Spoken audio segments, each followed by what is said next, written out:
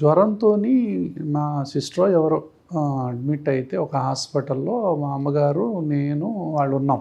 ఆ హాస్పిటల్ని చూస్తూ, ఆ హాస్పిటల్లోకి వచ్చే పేషెంట్లను చూస్తూ, ఆ డాక్టర్ గారికి ఇచ్చేటటువంటి రెస్పెక్ట్ని చూస్తూ, నువ్వు పెద్ద అయిన తర్వాత డాక్టర్ అవుతావారా అన్నది మా అమ్మగారు.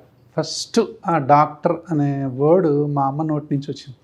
అయితే ఆవిడ అవుతావా, ఇంత పెద్ద హాస్పిటల్ కడతావా అన్నది నాకు గుర్తొస్తుంది. మీరు అన్న తర్వాత గుర్తొస్తుంది అది.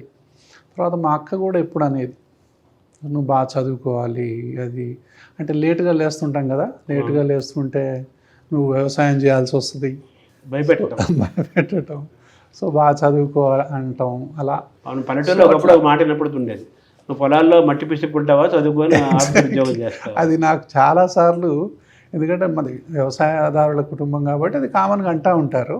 సో అదొక ఇన్స్పిరేషన్కి పనిచేసిందేమో. సో ఎప్పుడు నేను ఫస్ట్ క్లాస్లోనే వచ్చేవాడిని ఎప్పుడు కూడా అన్ని వాటిల్లో.